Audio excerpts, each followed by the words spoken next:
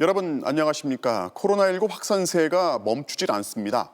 일요일 확진자로는 역대 최다 수치가 나왔는데요. 경증 환자 치료시설도 빈자리가 줄고 있는데 특히 비수도권의 사정이 좋지 않습니다.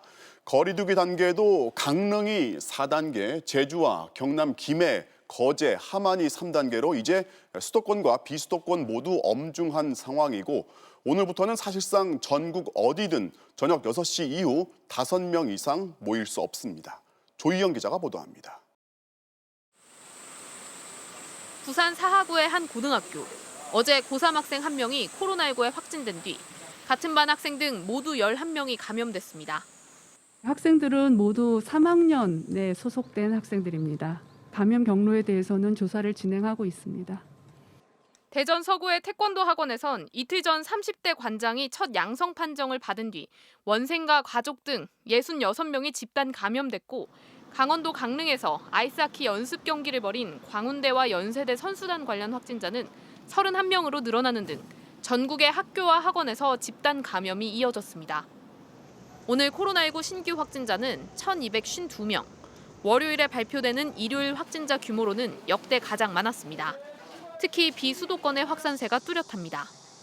비수도권의 최근 일주일 하루 평균 확진자는 직전주에 비해 2배 가까이 증가했고 오늘 비수도권 환자 비중은 4차 유행 이후 최고치인 33%를 기록했습니다. 수도권보다는 비수도권에서의 확산세가 더 컸습니다.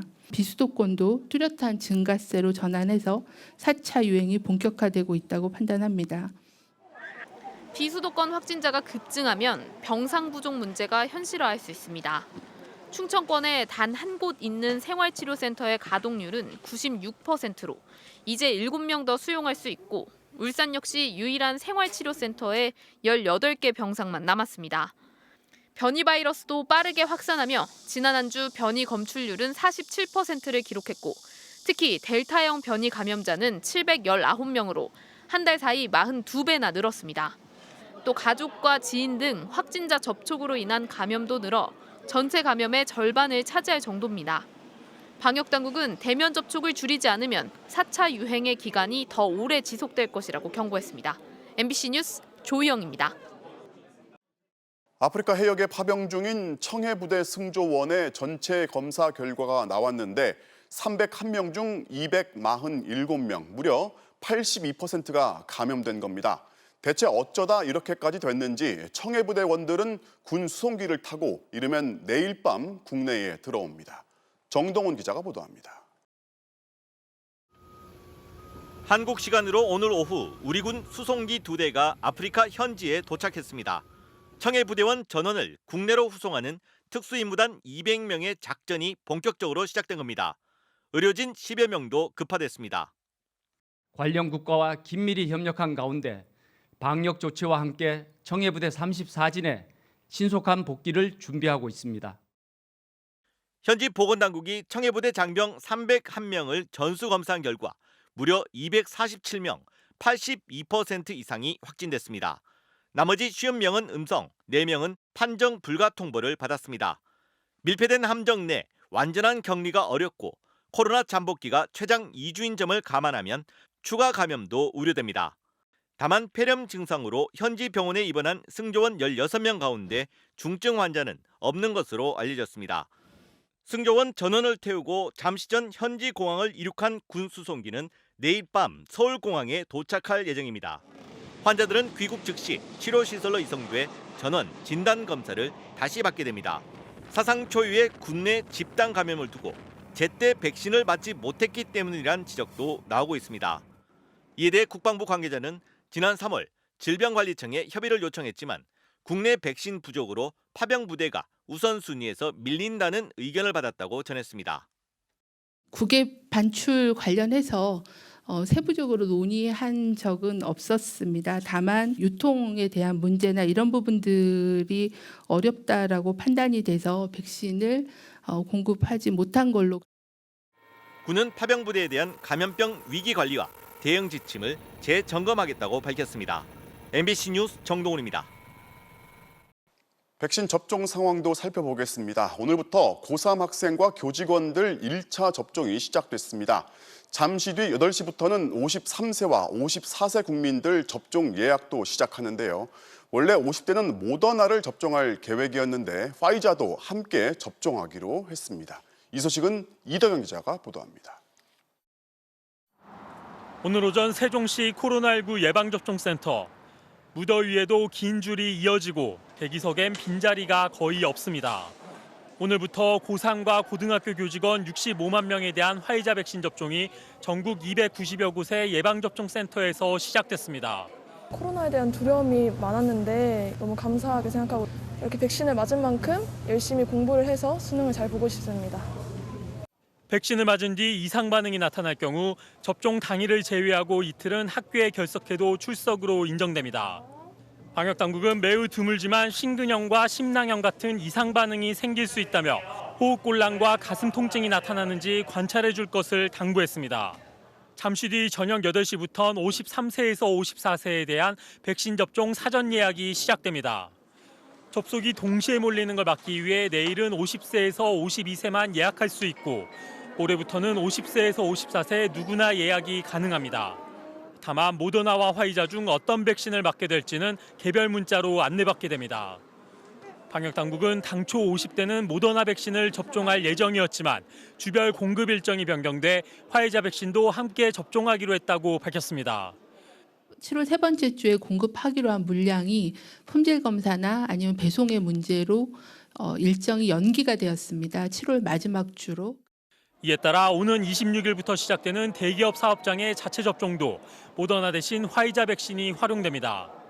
또 다음 달엔 60세에서 74세의 2차 접종도 진행되는 만큼 접종 역량을 고려해 50대의 접종 기간을 다음 달 28일까지로 사흘 연장했습니다.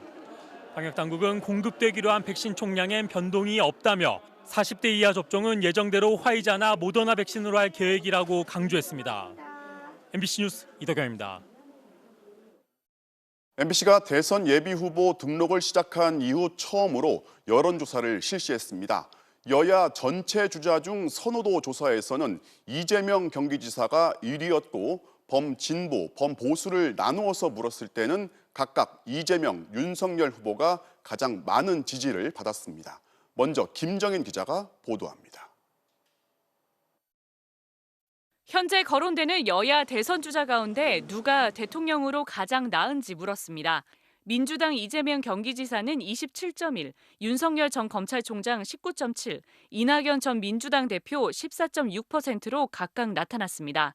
최근 정치 선언을 하고 국민의힘에 입당한 최재형 전 감사원장 4.8, 홍준표 국민의힘 의원 3.9, 추미애 전 장관 2.9, 안철수 국민의당 대표 2.8, 정세균 전 국무총리 1.3, 그리고 유승민 전 의원은 1.1%로 나타났습니다.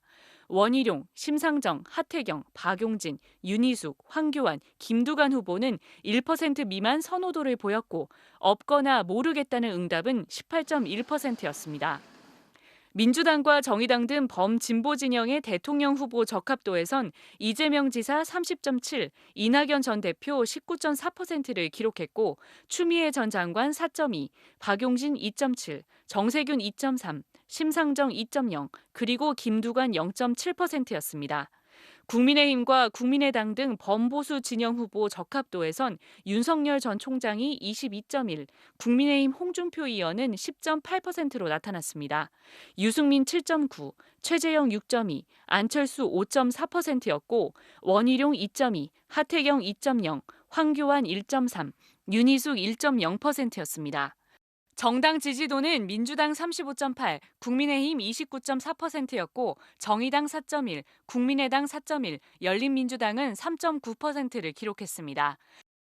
대통령 국정 지지도는 잘하고 있다 44.2%, 잘못하고 있다 51.6%로 작년 12월 조사 때와 비슷한 수준을 보였습니다. MBC 뉴스 김정인입니다.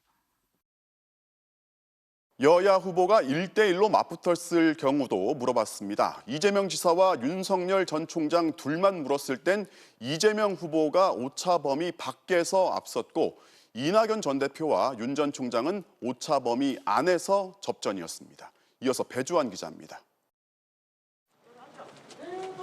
현재 여야에서 각각 지지율 1위를 달리는 이재명 지사와 윤석열 전 총장이 내년 대선에서 맞붙으면 누구에게 투표하겠냐고 물었습니다. 이재명 44.0, 윤석열 34.9%로 이 지사가 오차범위 바뀐 9.1%포인트 우세했습니다. 이 지사는 30대에서 50대까지, 그리고 윤 전 총장은 60대 이상에서 강세를 보였습니다. 이 지사는 최재형 전 감사원장과는 46.8대 25.3, 홍준표 의원과는 49.1대 23.9%를 기록해 모두 20%포인트 이상 앞서는 걸로 나타났습니다. 이낙연 전 총리와 야권 유력 후보들의 양자 대결도 가정해봤습니다. 먼저 이낙연 대 윤석열은 41.5대 37.8%로 오차 범위 내 접전 양상이었습니다. 최재형 전 원장과의 대결에선 45.2대 25.3, 홍준표 의원과는 45.8대 26.6%로 이 전 대표가 오차 범위 밖에서 앞섰습니다. 여권과 야권 가운데 어느 진영 후보가 당선돼야 한다고 보느냐는 질문에는 여권 후보 42.6, 야권 후보 44.8%로 오차 범위 안에서 팽팽했습니다. 여야 유력 후보들에게 제기된 각종 의혹들이 지지에 영향을 주는지도 물어봤습니다. 이재명 지사의 형수 욕설과 여배우 관련 의혹은 지지에 영향이 있을 것이다 51.4%, 없을 것이다 43.8%였고 윤석열 전 총장의 장모 1심 실형 선고와 부인 관련 의혹은 영향이 있을 것이란 응답이 65.2, 없을 것이란 응답은 31%로 나타났습니다. 이번 조사는 MBC가 코리아 리서치에 의뢰해 지난 17일부터 이틀간 실시했으며 표본 오차는 95% 신뢰 수준에서 플러스 마이너스 3.1%포인트로 그 밖의 사항은 중앙선거여론조사심의위원회 홈페이지를 참고하면 됩니다. MBC 뉴스 배주환입니다. 민주당이 대선 후보 경선을 10월 초로 5주 연기했는데 이재명, 이낙연 후보 양측의 설전이 갈수록 거칠어집니다. 야권에서는 최재형 전 감사원장이 활동폭을 넓히고 있는데 후보들 사이 신경전도 치열합니다. 대선 주자들 행보는 이학수 기자가 보도합니다. 코로나19 4차 대유행으로 경선 연기를 검토해온 민주당이 결국 10월에 경선을 마치기로 했습니다. 9월 4일 대전 충남 지역부터 시작해 10월 10일 서울에서 마무리하며 결선 투표 시 10월 중순 후보가 확정됩니다. 방역 상황이 엄중하고 사회적 거리 단기 격상에 따른 추석 연휴 기간이 있기 때문에 실질적으로는 5주 연장에 내심 3주 연기 정도를 기대했던 이재명 후보, 11월 이후를 기대했던 이낙연 후보 측은 각각 수용 입장을 밝혔습니다. 두 후보 간 설전은 점점 더 거칠어지고 있습니다. 이낙연 후보는 자신을 비방한 것으로 알려진 경기도 유관기관 직원 고발 가능성을 언급했고 이재명 후보는 이낙연 후보 지지자들의 마타도어부터 살피라며 반격했습니다. 아니, 해제로는 충분치 않다. 충분하다 않다가 아니라 그건 인사 문제가 아니죠. 준법이나 위법이냐의 문제이지요. 저한테 하는 정말 극렬하게 표현할 수 없는 마타도와 그런 것들을 한번 스스로 살펴보시면 더 좋겠다. 야권에선 국민의힘 입당 후 새 확장에 나선 최재형 전 감사원장이 오세훈 서울시장과 만나 역전 드라마에 감동했다고 말하며 추격 의지를 내비쳤습니다. 출발은 늦었지만 앞으로 국민들이 눈높이에 맞춰서 공감할 수 있는 그런 후보자라는 그런 이미지를 부각시키는 데 윤석열 전 총장은 도쿄올림픽 선수단 환송을 위해 비공개로 공항에 가려다 철회했는데 이를 두고 캠프 안에서 공항에 갔다는 설명과 가지 않았다는 설명을 동시에 내놔 혼선을 빚기도 했습니다. 국민의힘 내부 주자인 유승민 전 의원은 법 전공자들은 과거에 파묻힐 수밖에 없다며 윤석열, 최재형 두 주자를 견제했습니다. 5년 내내 무슨 복수일전하는 것도 아니고 문재인 정부의 적폐청산을 하는 그런 과거지향적인 정부가 들어서서는 안 된다고. 김동연 전 경제부총리는 승자 독식 구조를 깨고 기존 정치 세력을 교체해야 한다며 제3지대 대선 행보를 본격화했습니다. MBC 뉴스 이학수입니다. 윤석열 전 검찰총장이 지난 2011년 조남욱 당시 삼부토건 회장한테서 골프 접대 같은 향응을 받았다는 언론 보도가 나왔습니다. 윤 전 총장은 악의적인 오보라면서 접대는 전혀 사실이 아니라고 반박했습니다. 이호찬 기자입니다. 서울 강남 르네상스 호텔을 운영했던 삼부토건 조남욱 전 회장의 비서실 일정표입니다. 지난 2011년 달력엔 토요일이었던 4월 2일 골프장인 강남 300cc에서의 운동, 괄호 열고 최 회장 윤검이라고 써 있습니다. 넉 달 뒤인 2011년 8월 13일 이때는 윤검사, 황 사장과의 만찬이라고 적혀 있습니다. 오늘자 한겨레 신문은 이 달력에 적힌 윤검사가 윤석열 당시 대검 중수부 과장이고 최 회장은 윤 전 총장의 장모라면서 윤 전 총장이 삼부토건 조 회장으로부터 골프 접대를 받은 정황이 있다고 보도했습니다. 또 비서실 선물 목록에는 2009년 1월에 윤 전 총장의 이름이 등장하는 등 향응을 받았을 가능성도 있다고 전했습니다. 정치권은 즉각 유착 의혹을 제기했습니다. 민주당과 정의당은 2011년 당시는 삼부토건이 검찰 수사를 받던 시점이라며 단순히 접대냐 아니냐를 떠나 진실 규명이 필요하다고 촉구했습니다. 수십 명의 임직원이 검찰의 불려가 조사를 받았으나 아무도 처벌받지 않았습니다. 대검 중수부는 서울중앙지검 특수수사를 지휘하는 컨트롤 타워였습니다. 서울대 법대 출신 법조계 인사들의 후원자라는 사실은 널리 알려진 일입니다. 한 점 의혹이 없는 진실 규명이 필요한 이유입니다. 윤 전 총장은 장문의 입장문에서 해당 보도는 악의적 오보라며 전면 부인했습니다. 특히 일정표에 적힌 2011년 4월엔 저축은행 압수수색 등 하루도 빠짐없이 밤낮 없이 일하던 때로 해당 날짜엔 골프를 친 사실 자체가 없다고 밝혔습니다. 또 지난 10년간 조 전 회장과 만나거나 통화한 사실도 없다며 어떤 타인의 수사에도 관여한 적이 없다고 강조했습니다. 조 전 회장과는 약 20년 전부터 10년 전 사이 식사와 골프를 같이 한 사실은 인정하면서도 비용을 각자 내거나 번갈아 내 접대받은 사실이 전혀 없고 명절 선물도 의례적 수준으로 값비싼 선물은 없었다고 해명했습니다. 이와 관련해 MBC는 조남욱 전 회장 측에도 연락을 취해봤지만 연락이 닿지 않았습니다. MBC 뉴스 이호찬입니다. 자, 이런 가운데 윤석열 전 검찰총장에 대한 법무부의 징계 처분이 정당했는지 판단할 첫 정식 재판이 오늘 열렸습니다. 징계의 핵심 사유였죠. 이른바 재판부 사찰 문건이 가장 큰 쟁점이었는데요.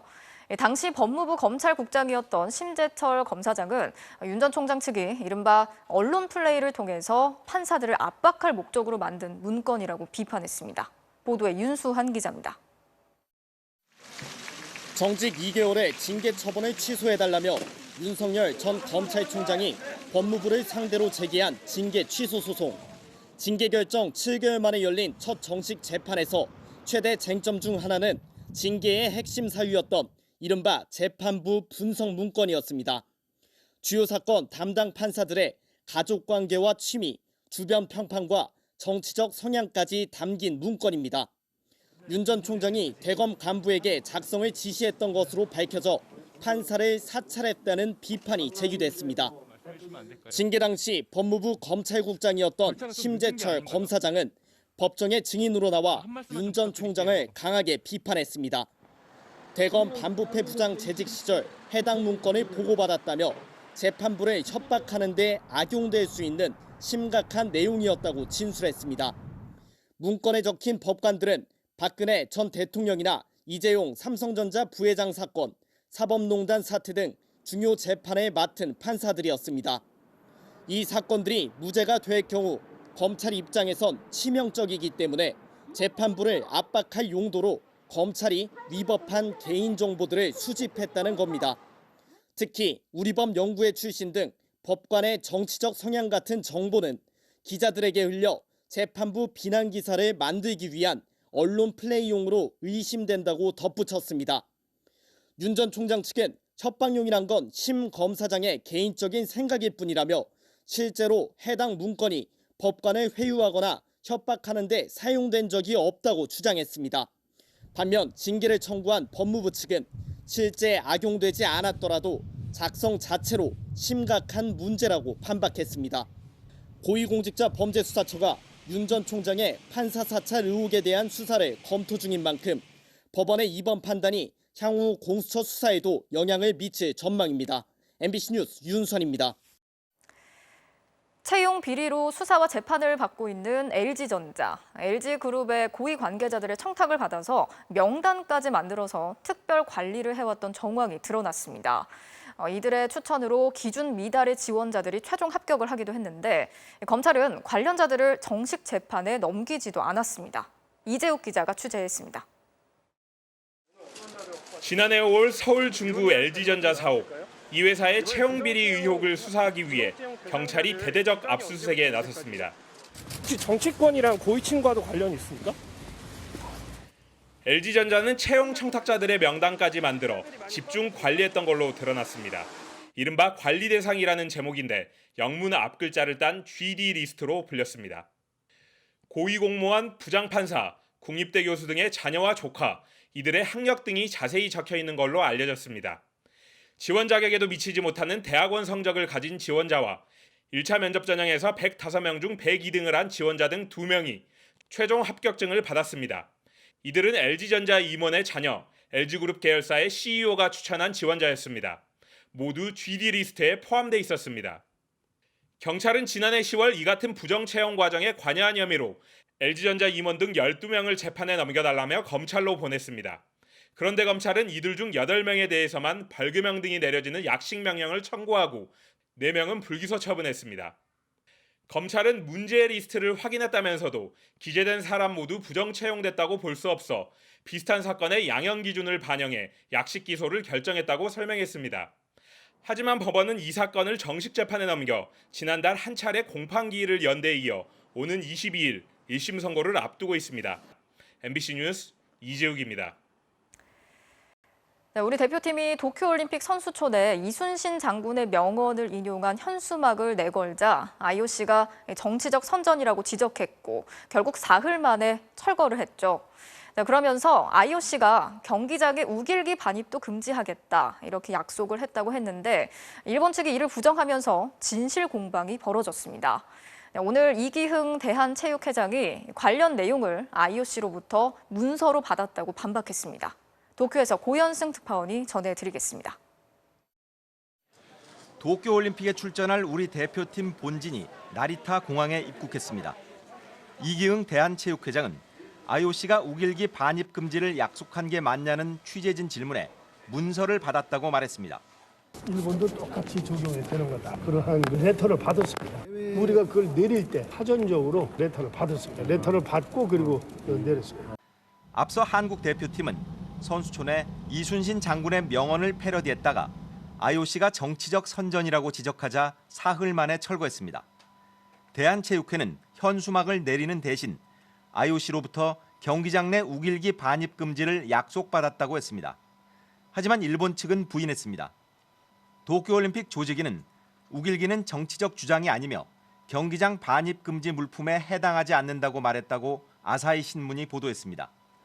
우길기 금지를 둘러싼 진실 공방에 대한체육회장이 IOC로부터 받은 문서가 있다며 쐐기를 박은 셈입니다.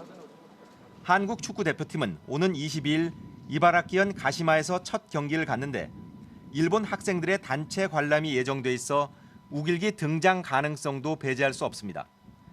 도쿄올림픽 관련 코로나19 확진자는 58명으로 늘었습니다.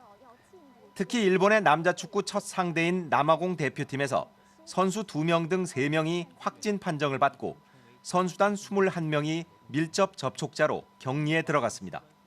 경기 6시간 전 검사에서 추가 확진자가 나올 경우 기권 처리 가능성 등 경기 자체가 어려워질 수도 있습니다. 도쿄에서 MBC 뉴스 고현승입니다. 주인의 방치로 고양이나 개가 죽어가더라도 제3자는 구조조차 할 수 없는 게 현실입니다. 현재 민법상 동물은 물건, 그러니까 소유자의 재산이라서 주인의 허락이 있어야 손을 댈 수 있기 때문인데요. 그래서 정부가 동물은 물건이 아니다라는 조항을 민법에 추가해서 입법 예고했습니다. 공윤선 기자가 설명해 드리겠습니다. 지난 3월 울산의 한 주택. 지저분한 방 안에 고양이 3마리가 숨진 채 누워있고 바로 옆에선 다른 고양이가 물을 먹고 있습니다. 상당히 피자고 있었고요. 죽었는 고양이 입에도 피가 이렇게 맺혀 있었고.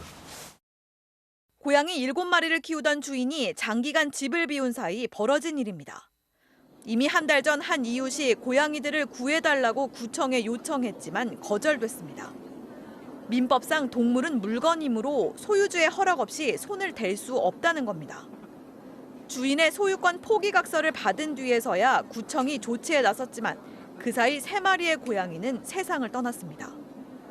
하지만 이제 동물도 법적으로 물건 취급을 받지 않게 됐습니다.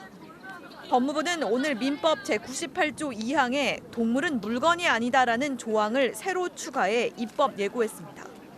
국민 10명 중 9명이 민법상 동물과 물건을 구분해야 한다는 여론조사 결과도 있었습니다. 이러한 국민의 인식 변화를 법제도에 반영하고 생명이 보다 존중받는 사회를 견인하기 위하여 이에 따라 남의 반려동물을 죽거나 다치게 할 경우 기존의 단순 재물 손괴죄가 아닌 별도의 형사처벌 규정이 마련될 것으로 보입니다. 또 가해자에게 민사상 위자료를 청구할 근거도 구체적으로 논의되기 시작했고 반려동물을 압류 같은 강제 집행의 대상에서 제외하는 방안 역시 검토되고 있습니다. 동물보호법에 따라 최대 3년 이하의 징역인 현행 동물학대 처벌 수위 역시 높아질 것으로 예상됩니다. MBC 뉴스 공윤선입니다. 프로야구 중단 사태를 불러온 NC 다이노스의 집단 감염 사태와 관련해서 경찰이 백신을 맞아서 감염을 피했던 박민우 선수를 불러서 조사했습니다. 방역당국은 키움과 한화 선수들 역시 정확한 동선을 숨긴 사실을 확인하고 이들에 대한 수사 의뢰도 검토하고 있습니다. 손하늘 기자가 취재했습니다. 사상 초유의 프로야구 중단 사태를 불러온 NC 선수 4명의 호텔방 술자리. 경찰이 참석자 중 가장 먼저 박민우 선수를 지난 16일 불러 조사했습니다. 경찰은 박 선수를 상대로 술자리가 열린 경위와 선수들이 동선을 숨긴 이유 등을 집중 조사했습니다. 박 선수는 함께 호텔에 묵고 있던 선배 선수가 아는 여성들이 있다며 함께 술을 마시자고 제안에 모였다고 진술한 걸로 알려졌습니다. 박 선수는 올림픽 대표로 선발돼 2차 백신 접종까지 마친 덕분에 동석자 중 유일하게 감염을 피했고 이 때문에 경찰 조사도 먼저 받게 됐습니다. 나머지 NC 선수 3명과 일반인 여성 2명은 이 술자리 이후 코로나19에 확진돼 격리된 상태인데 경찰은 격리가 끝나는 대로 이들도 차례로 소환할 방침입니다. 경찰은 호텔 CCTV와 투숙 명부를 확보한 결과 이 술자리에 동석한 여성 2명이 지난달 28일부터 일주일 넘게 장기 투숙한 사실도 확인한 걸로 전해졌습니다. NC 술자리 하루 전에 같은 여성들과 만났던 한화와 키움 선수들이 술자리 참석 인원을 속인 사실도 새롭게 드러났습니다.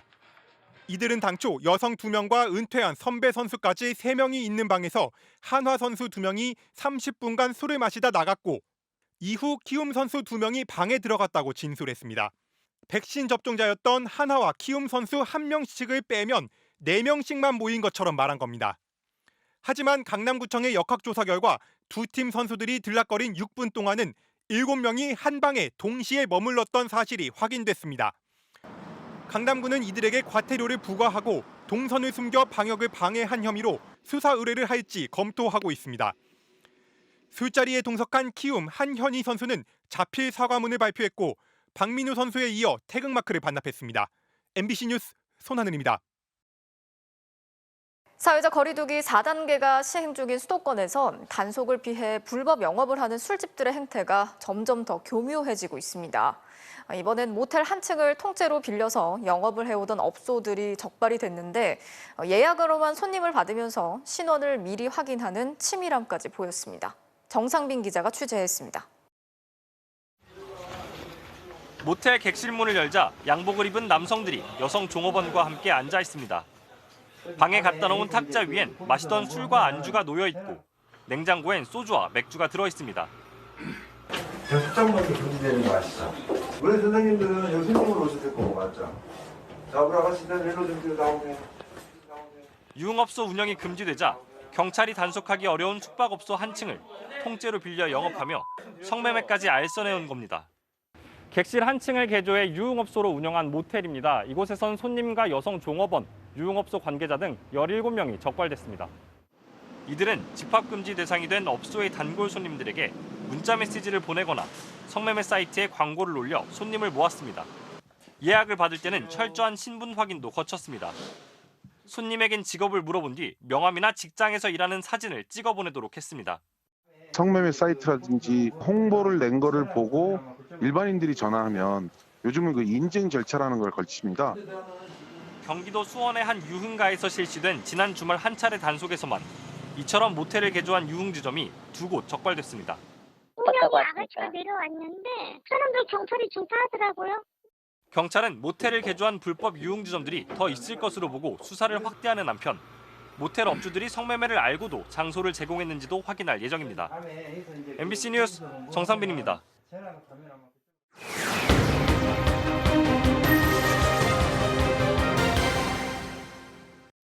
제보는 MBC입니다. 옥살이를 하고 나온 한 술집 사장이 검사들을 고발하고 싶다고 연락해 왔습니다. 구치소에 있는 동안 검사 3명이 수십 번을 불러내서 경찰 비리를 있는 대로 털어놓으라고 회유하고 협박했다는 겁니다. 도저히 견딜 수가 없어서 거짓 진술을 했고 심지어 생을 정리하려고 했지만 그래도 끝나지 않았다고 합니다. 홍신영 기자가 취재했습니다. 지난 2017년 술집 사장 차모 씨는 동업자가 손님을 때리자 손님이 성추행을 저지른 것처럼 직원들에게 거짓말을 하게 했습니다. 무고교사 혐의로 서울 동부구치소에 구속 수감된 차 씨. 그런데 무고교사 사건 조사가 사실상 끝난 3주차부터 서울 북부지검 담당 검사가 아닌 다른 검사 2명이 차 씨를 불러내기 시작했습니다. 느닷없이 경찰관 비리를 알고 있으면 불어라. 경찰 윗선을 2-3명을 불던지 아니면 그 밑에 사람들 10명 정도만 얘기를 해주면 자기가 그거를 해결해 주겠다. 이렇게 이어진 조사가 2017년 1월부터 8월까지 7달 동안 무려 49차례. 한 번 검찰청에 갈 때마다 3명의 검사가 번갈아 조사했다는 게 차 씨의 주장입니다. 강아지같이 잠깐만 그 풀어주면 또 묵힌 상태로 또 최백 10불 또 가요. 또 반복해서 자백을 해라. 저희 공도 아니고 이름들을 이제 하나씩 끄집어내면서 뭐 어디 경찰관 형사, 어디 형사과 누구한테 술을 마셔 돈을 줬다고 그래라. 차 씨가 집중적인 조사 대상이 된 건 술집을 4곳이나 운영하며 수사기관 관계자들도 많이 알았기 때문으로 보입니다. 결국 친분이 있던 일부 경찰의 비위를 지어내 허위 진술을 할 수밖에 없었다는 게 차 씨의 주장. 제가 거짓말로 누군가를 또 해코지를 해야지 이 상황이 끝나겠다. 차 씨가 술 접대를 했다고 지목한 경찰관. 검찰이 수차례 조사했지만 범죄 혐의를 입증하지 못했습니다. 차 씨는 또 다른 경찰관에 대해 성매매 업소 수사를 조작한 것으로 안다고 꾸며냈는데 검찰은 이걸 빌미로 뇌물 혐의를 찾아내 구속했습니다. 차 씨 지인인 경찰관도 검찰이 변호사법을 어긴 혐의를 찾아내 재판에 넘겼습니다. 말 그대로 주변을 탈탈 털린 차 씨는 구치소 안에서 자살까지 시도했는데 이마저도 끝이 아니었습니다. 제가 이거 죽어야지 끝나나 보다. 더 소름 끼쳤던 건 자살 시도를 해서 겨우겨우 등을 떴는데 그 나온 날 아침에 또 부르는 거예요. 49번의 출정 중 기록이 남아있는 건 불과 10건. 상당수는 조서 한 장 남지 않았습니다. 출정을 저렇게 많이 하는 것도 본 적이 없고 조서를 안 작성했잖아요. 그런 것도 본 적이 없고. 이렇게 무리한 수사는 무엇 때문이었을까? 검사는 차 씨에게 직접 검경 수사권 조정 때문이라는 말을 했다고 합니다. 대통령 공약이고 너 봤냐? 지금 수사권 조정이 이거 가면 어떻게 되겠어? 경찰관들 이렇게만 장난치는 거 그거를 사람들한테 알려줘야 돼. 그러면 어떻게 돼서 경찰관을 구속시켜야 돼. 계속 맨날 똑같은 얘기로. 당시 구치소 관계자도 차 씨에 대한 수사가 극히 이례적이었다고 증언했습니다. 못죽여서 한달이지 사업하다 보면 틀어서 많이 안 나는 사람 없으니까 딱 깨진 건 사실이죠. 차 씨는 무고교사 등 혐의가 유죄로 인정돼 2년 8개월을 복역하고 작년에 출소했습니다. 차 씨는 법무부에 검사 3명에 대한 감찰 요구서를 냈고 고위공직자 범죄수사처에 이들을 고소할 계획입니다. 검찰의 프레임 수사, 먼지털이식 수사, 일반인들에 대해서도 비일비재하게 일어날 수 있다. 이에 대해 검찰은 세계 검사실에서 차 씨를 조사한 건 맞지만 이는 수사 과정에서 혐의가 확대됐기 때문이라며 경찰 비리를 제공할 것을 강요한 사실이 없다고 주장했습니다. MBC 뉴스 홍신영입니다. 문재인 대통령이 도쿄올림픽 개회식에 가지 않기로 했습니다. 한일 정상회담으로 관계 개선을 노렸지만 결국 성과를 낼 만한 회담이 될 수 없다고 판단한 겁니다. 어느 일본 외교관의 외교관스럽지 않은 발언도 악재로 작용했습니다. 엄지인 기자입니다. 도쿄올림픽을 계기로 한 한일 정상의 첫 회담은 결국 무산됐습니다. 문재인 대통령은 도쿄올림픽 계기 방해를 하지 않기로 결정했습니다. 청와대는 양국 간 실무 협상에서 상당한 이해에 접근이 있었지만 정상회담의 성과로 삼기에는 여전히 미흡했다고 밝혔습니다. 청와대 고위 관계자는 정상회담을 할 경우 수출 규제 조치 철회나 과거사 문제 해결 등 양국 간 관계 개선에 디딤돌이 될 만한 합의가 있어야 한다는 게 문 대통령의 뜻이었지만 일본이 분위기를 반전시킬 만한 노력을 하지 않았다며 무산 배경을 설명했습니다. 이 와중에 터진 일본 대사관 소마 총괄공사의 부적절한 언행도 악영향을 끼쳤습니다. 또 다른 관계자는 악화된 국민 정서를 감안해야 했고 청와대 분위기도 이후 일본 방문에 회의적으로 바뀌었다고 전했습니다. 일본 정부는 뒤늦게 소마공사의 발언이 매우 부적절했다며 유감을 표명했지만 상황을 반전시키기엔 역부족이었습니다. 外交官として極めて不適切な発言であり遺憾だというふうに思っています。 소마공사는 조만간 본국으로 송환될 것으로 알려졌습니다. 문 대통령은 다만 정상회담 무산과는 별개로 양측이 조금씩 진전된 입장을 확인한 만큼 실무적인 협의는 계속하라고 참모들에게 주문한 것으로 전해졌습니다. 하지만 9월이면 임기가 끝나는 스가 총리의 재집권이 불투명한 데다 독도 문제와 우길기 응원 등 일본의 도발도 계속되는 상황에서 어떻게든 임기 안에 관계 복원의 실마리를 찾겠다는 문 대통령의 구상이 실현될 수 있을지는 미지수입니다.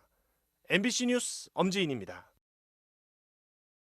소방관 한 명이 숨지고 쿠팡은 물론 근처 주민들까지 피해를 입은 이 쿠팡 물류센터 화재.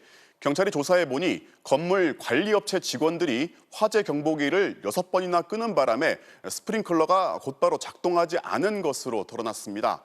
경보기가 고장인 줄 알았다고 하는데 쿠팡 본사의 책임은 묻지 않았습니다. 김건휘 기자가 보도합니다. 지하 2층 통로 양옆으로 물건들이 가득 쌓인 철제 선반들이 늘어서 있습니다.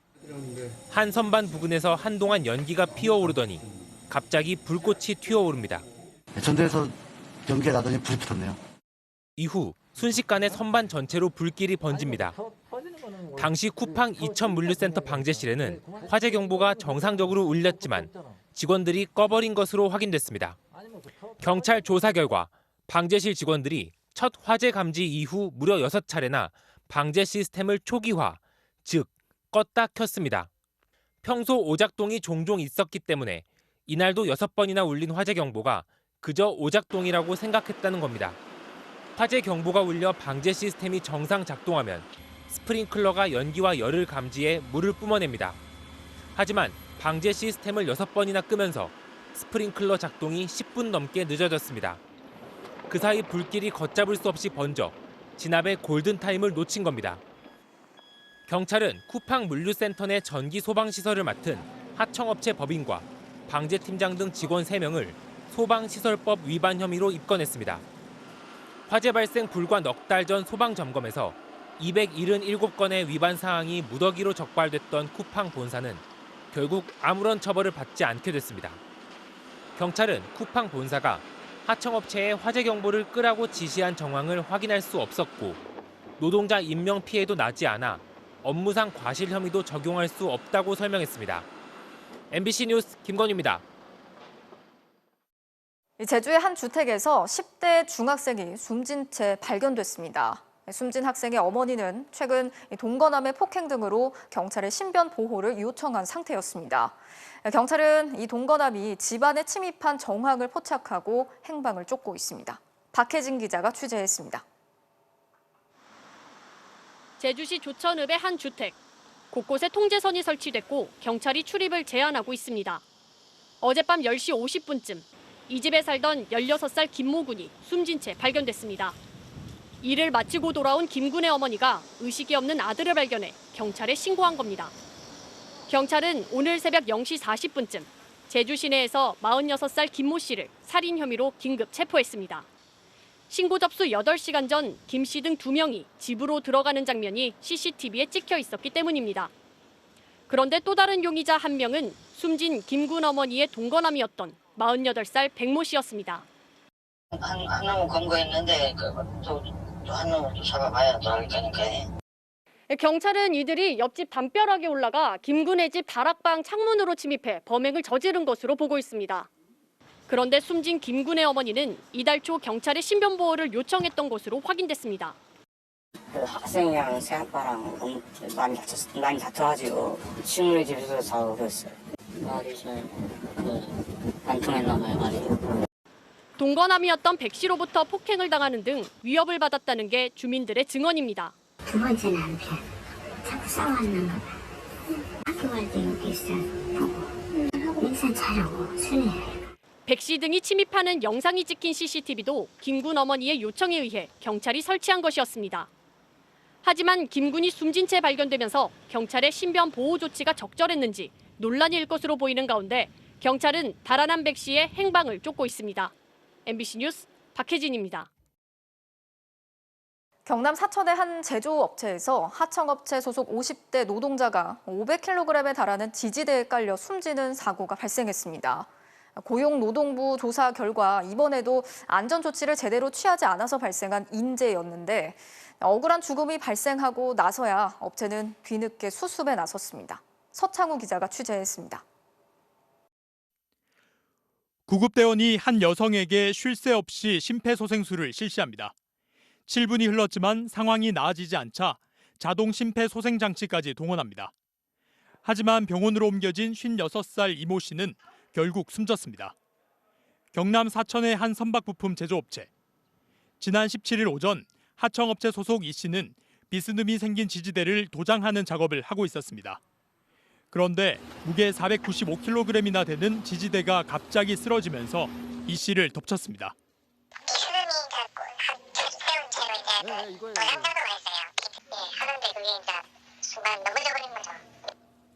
유족이 사고 다음 날 현장을 찾아가 확인해 보니 지지대 고정이 제대로 되지 않은 정황을 포착했습니다.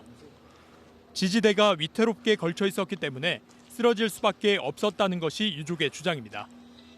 이게 이 넓은 부위가 나오면 그 넓은 부위가 다시 수정 작업이 시간이 많아지잖아요. 최소의 작업을 줄이기 위해서 안전하게 생각을 했는 거죠. 고용노동부의 조사 결과 업체 관리자는 작업이 시작되기 전 지지대가 제대로 고정되지 않은 걸 알면서도 별다른 조치를 하지 않은 것으로 드러났습니다. 운동 방지를 위해서 안전한 조치, 그 고정이나 결박이나 결속이나 그런 안전 조치를 한 후에 작업을 해야 되는데 안 했기 때문에 산업안전보건법 위반이 있는 것이 명백하다고. 이번에도 안전관리자는 사고 당시 현장에 없었습니다. 유족들은 막을 수 있었던 인재였지만 업체 측이 사과도 하지 않았다고 말했습니다. 원청 대표가 와가지고 정말 사죄를 해야 되고 물안 그러지 비고 억울한 죽음이니까 며칠 동안 한 번도 전화도 없습니다. 그리고 얼굴도 한번 안 비추고. 업체 측은 취재가 시작되자 하청업체 대표를 통해 유족에 대한 지원을 아끼지 않겠다고 밝혔습니다. MBC 뉴스 서창호입니다. 주택가 원룸에서 대량의 필로폰을 제조한 30대가 경찰에 붙잡혔습니다.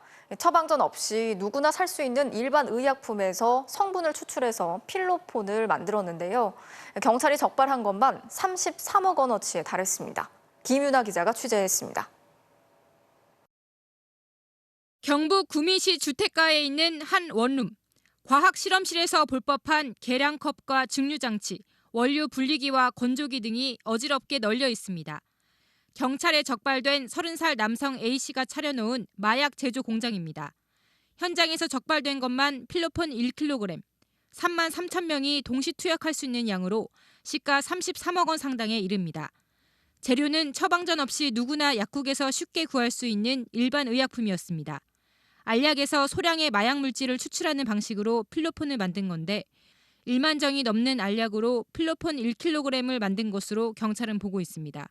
A씨는 주로 서울 종로의 약국 도매상을 돌며 사들였는데 일반 의약품이다 보니 별다른 의심을 받지 않았습니다. 약사들은 이 선물을 다 알아요. 이게 감각장애 일어날 거라. 그래서 많이 주지는 않습니다. 솔직하게. 벌써 이야기하죠. 여자분들 바르는 거라고 벌써 이야기를 하죠. 이 남성은 이웃들의 시선을 피하기 위해 원룸 건물 꼭대기층에 방 2개를 모두 빌렸고 필로폰 제조 과정에서 나오는 악취를 빼내기 위해 곳곳에 환풍기와 환풍 통로도 설치했습니다. 동료 수용자로부터 제조 방법을 일부 터득했고 출소 이후에는 인터넷이나 서적과 같은 방법으로 정보를 얻어서 터득했다고. 그리고 이렇게 제조한 필로폰을 지인을 통해 판매하려다 경찰에 검거됐습니다. 경찰은 최근 코로나19 확산으로 마약 밀반입이 어려워지면서 국내에서 마약류를 직접 제조하는 사례가 늘고 있는 것으로 보고 있습니다. 경찰은 마약류 관리 등에 관한 법률 위반 혐의로 A씨를 구속하고 검찰에 송치했습니다. MBC 뉴스 김윤아입니다. 어젯밤엔 서울 등 수도권 곳곳에서 말 그대로 마른 하늘에 날벼락이 치더니 오늘은 전국 대부분 지역에 찜통 더위와 함께 요란한 소나기가 내렸습니다. 이제 이번 주부터 본격적으로 폭염이 기승을 부릴 거라고 하는데요. 일부 지역에서는 낮 최고 기온이 40도에 육박할 거라는 전망도 나왔습니다. 장유진 기자가 전해드리겠습니다. 어젯밤 서울 하늘, 남쪽으로 보이는 구름 사이로 빛이 번쩍입니다. 높은 상공에서 마치 레이저쇼를 하는 듯 몇 초 간격으로 하늘이 밝아지는데 낯선 풍경에 119 상황실의 신고도 빗발쳤습니다. 와, 진짜 대박. 무슨 몇 분 동안 이러고 있어?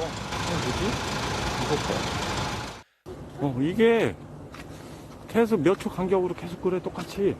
네? 여보. 이러한 현상은 어젯밤 8시 반쯤부터 서울과 경기, 인천에서 약 2시간 동안 관찰됐습니다. 원인은 경기도 평택 일대에 발달한 거대 소낙성 구름. 성층권에 다다를 만큼 구름이 강하고 높게 발달하다 보니 거리가 70km 떨어진 서울과 인천, 여주 등지에서도 천둥 소리 없는 벼락이 관측된 겁니다. 마치 배터리처럼 전압을 띠게 되는데요. 그래서 요즘처럼 고온 다습하고 대기가 불안정한 날이 많아지면 이런 벼락을 더 자주 볼 수 있을 것으로 예상합니다. 오늘 오후엔 서울에도 시간당 65.7mm의 집중호우가 쏟아지면서 홍제천과 불광천, 그리고 청계천의 출입이 전면 통제됐습니다. 폭염경보와 호우주의보가 함께 내려지는 극단의 날씨. 그러나 내일부터는 소나기가 점차 잦아들고 폭염이 갈수록 심해질 전망입니다. 필리핀 동쪽 해상에서는 제6호 태풍이 발생을 하여 상해 쪽으로 이동 중에 있는데요. 이동하는 과정에 우리나라 쪽으로는 뜨거운 열기를 한 번 더 불어넣는 역할을 할 것으로 보여. 수요일인 모레는 서울이 36도, 서쪽 내륙은 38도를 넘을 것으로 예보되는 등 이번 주 찜통 더위가 예사롭지 않을 전망입니다. MBC 뉴스 장희수입니다. 장날을 맞아 마을 어르신들을 가득 태우고 가던 버스가 대형 화물차와 충돌하면서 40여 명이 다쳤습니다. 승객 대부분이 7, 80대 고령이었고 좁은 버스에 많은 사람들이 서서 가고 있어서 중상자도 속출했습니다. 김한수 기자가 취재했습니다. 전남 강진의 한 교차로입니다. 도로 위에는 거대한 구조물이 떨어졌고 차는 꽉 막혀 있습니다. 바로 옆에는 운전석 앞부분이 찌그러진 파란색 트럭이 차로를 가로막았고 뒤쪽에는 버스 한 대가 오른쪽으로 넘어져 있습니다. 버스 주변엔 내다팔 물건과 바퀴 달린 카트가 흩어져 있고 겨우 빠져나온 승객들은 도로가에 털썩 주저앉았습니다. 오늘 아침 8시 반쯤 전남 강진군 성전면의 사거리 교차로에서 3.5톤 화물차가 마을버스 운전석 옆을 들이받았습니다. 마을버스가 먼저 교차로에 진입했는데 화물차가 왼쪽 방향에서 진입하면서 버스를 들이받은 겁니다. 16인승 마을버스에는 40명 넘게 타고 있었습니다. 대부분 7, 80대 어르신으로 5일장을 맞아 읍내로 나가고 있었습니다. 어르신 20여 명은 앉지 못하고 좁은 버스에 서서 가고 있었는데 버스가 넘어지면서 뼈가 부러지는 등의 중상을 입었습니다. 오늘이 강진 장날이라서 탑승하신 분이 많았고요. 그래서 나이 드신 분이 좀 많은 상태고 중상자는 현재 6명으로 파악되고 있습니다. 이 사고로 버스 운전자 등 모두 42명이 다쳐 인근 8개 병원에서 치료를 받고 있습니다. 경찰과 소방당국은 차량 블랙박스를 확보해 사고 당시 신호 위반 여부 등 정확한 경위를 조사하고 있습니다. MBC 뉴스 김한수입니다. 코로나19와의 공존을 선언했던 두 나라죠. 영국과 싱가포르의 확진자가 급증하고 있습니다. 특히 영국은 하루 확진자 수가 5만 명을 넘겼는데 이런 상황에서도 오늘부터 방역 조치를 완전히 해제했습니다. 반면 싱가포르는 다시 고삐를 조였습니다. 임소정 기자가 전해드리겠습니다.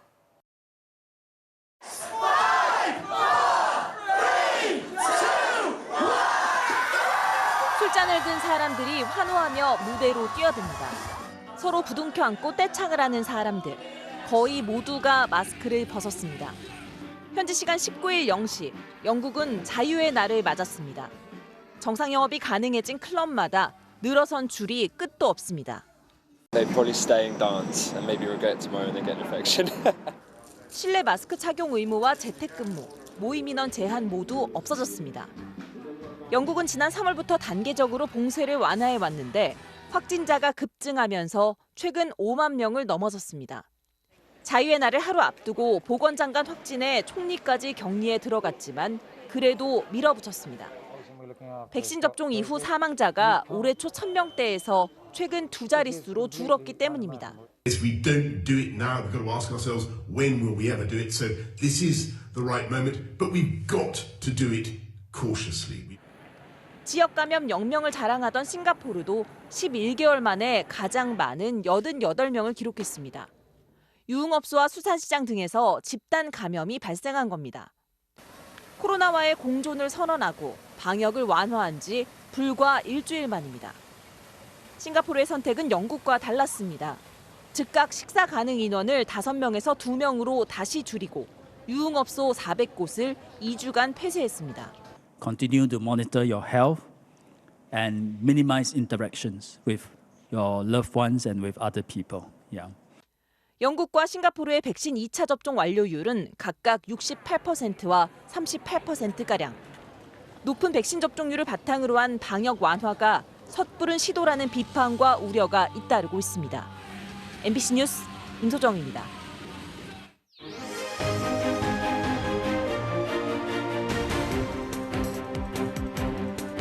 정치적 참견 시점, 오늘도 정치팀 김지경 기자 나와 있습니다. 자, 오늘 준비한 소식 볼까요? 네. 장애인 비하 아니다. 민주 원팀 갈라친 군필 원팀인데요. 저 사진이죠. 민주당 대선 후보 중에 이제 군대 나온 4명만 모아놓은 사진 때문에 저게 비난이 일었는데 저 사진 포스터에 제작자가 오히려 사과를 요구했어요. 네, 그렇습니다. 민주당은 바로 이 포스터 때문에 주말 내내 시끄러웠는데요. 군필 원팀이라는 제목으로 군에 다녀온 이낙연, 정세균, 김두관, 박용진 후보를 모아놓고 이재명 후보만 군대에 안 간 점을 강조한 겁니다. 이재명 후보는 소년공 시절에 이렇게 팔을 다쳐서 그 군 면제 판정을 받았는데요. 김두관, 정세균 이런 경쟁 후보들도 군필 원팀이 비열한 흑색 선전이고 또 장애인 비하다 이렇게 강하게 비난했습니다. 들어보시죠. 네. 저도 그걸 보고 깜짝 놀라서 이재명 후보가 소년 시절에 공장에 다닐 때 그 사고로 이렇게 팔이 굴절이 된 거잖아요. 그래서 이런 비열한 마타도에는 내가 동의 안 하겠다고. 네, 하지만 민주당 당원이라고 밝힌 포스터 제작자는요. 강한 안보를 강조했을 뿐 장애인을 비하한 적은 없다 그러면서 거꾸로 김두관, 정세균 후보한테 사과를 요구했습니다. 두 후보가 뭐 사과는 안 했죠. 네, 그렇습니다. 자, 그래도 이 문제를 포함해서 이재명, 이낙연 양측의 비방전이 점점 거칠어지고 있어요. 네, 이 지사 쪽에서는 군필 원팀 포스터 제작자를 이낙연 후보 지지자로 의심하고 있는데요. 이 지사의 말 들어보시죠. 네. 저를 장애인 폄하를 하거나 아니면 정말로 없는 사실 지어내서 음해하고 있는 그 수없이 많은 지지자들의 행동에 대해서 본인 측도 한번 고려해 주시면 좋겠습니다. 지나치다는 생각이 듭니다. 네, 반면에 이낙연 후보는 이 포스터하고는 관계가 없다면서 이 지사 지지자인 경기도 유관단체 임원의 불법 선거운동 의혹이 훨씬 더 큰 문제라고 비판을 했습니다. 이낙연 후보 쪽에서는 문제 임원이 단체 대화방을 만들어서 흑색 선전을 주도한 걸로 보고 법적인 조치를 예고했습니다. 들어보시죠. 네. 지지자들을 분열시키고 상처를 주는 것, 그리고 우리 사회에 불신을 가져옵니다. 그래서는 안 됩니다. 당의 선관위나 국가선관위에서도 가짜뉴스는 엄정하게 대처해야 한다고 생각합니다. 네, 양쪽 지지율 차이가 좁혀지고 있다는 여론조사 결과가 나오면서 공방은 더 뜨거워질 걸로 보입니다. 자, 다음 소식 보겠습니다. 네. 예안 출신 비난하려다 고개 숙인 김재원입니다. 국민의힘 김재원 최고위원이 안동 예안 지역 유림들한테 결국 고개를 숙였어요. 네, 경북 안동에 있는 예안향교에 찾아가서 유림들한테 여러 차례 머리 숙여 사과했는데요. 먼저 그 모습부터 보시죠. 네. 지인들이 하시는 말씀 그저 제가 전달하는 내용에 많이 잘못됐습니다. 깊이 사죄드립니다.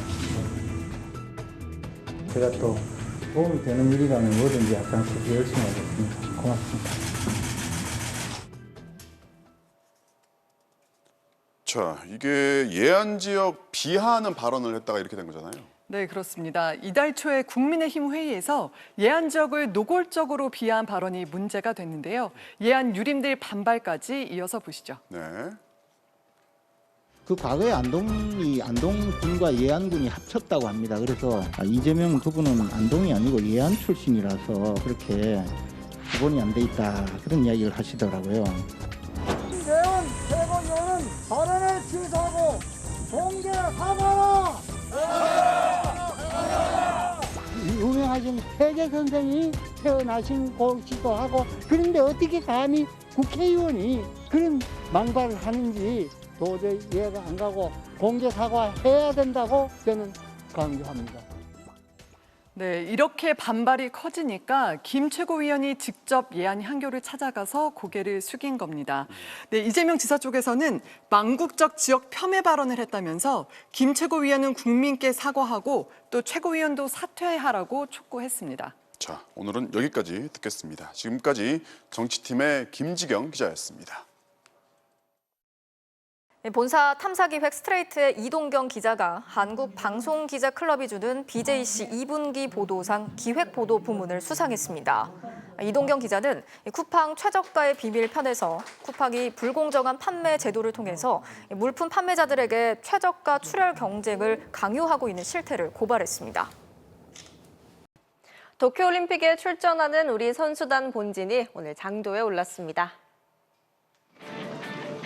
3355 도착하는 선수들, 양궁과 체조, 펜싱, 탁구 등 우리 선수단 본진 총 69명인데요. 그런데 눈에 띄는 한 선수가 있어요. 전신 방호복에 손에는 비닐 장갑, 얼굴엔 고글을 쓰고 마스크도 2겹. 안전 제일 중무장한 이 선수, 탁구 최연소 올림픽 출전 선수인 17살 신유빈 선수래요. 첫 출전이다 보니까 아직 좀 얼떨떨한데 그래도 제가 연습한 대로 다 하고 싶은 그게 목표예요. 일본에 도착한 선수들 이제 지루한 시간이 기다리고 있는데요.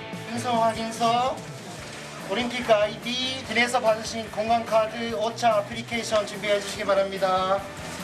차례대로 앉아 서류를 준비하고 방역 애플리케이션도 깔고 지질법도 한데 우리 선수들 씩씩합니다.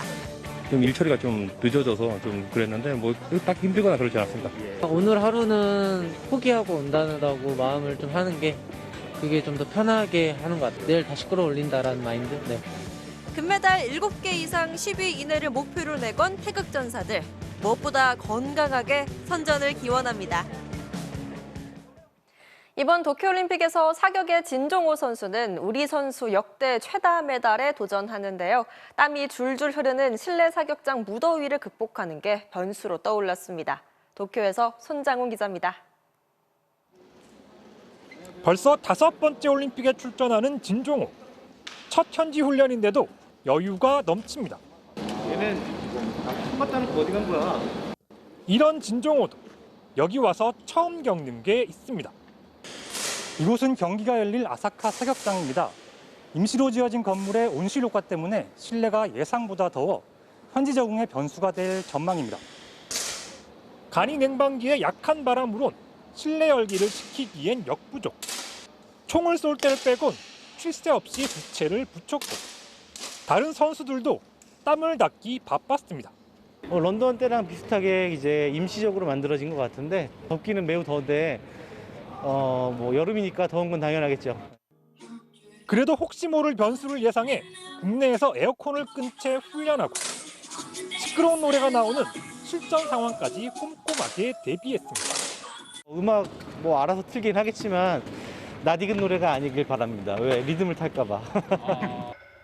처음 출전한 아테네 올림픽부터 4번의 올림픽에서 무게건 메달만 무려 6개. 앞으로 1개만 더 추가하면 우리나라 역대 최다 메달리스트로 등극합니다. 각오는 결과로 보여드려야 되죠. 각오 따윈 없습니다. 결과로 보여드리도록 하겠습니다. 도쿄에서 MBC 뉴스 손장훈입니다. 올림픽 축구 2연패에 도전하는 브라질 선수들이 도쿄행 비행기에서 1일 승무원으로 변신했는데요. 여유가 넘치네요. 월요일 밤 스포츠 뉴스였습니다.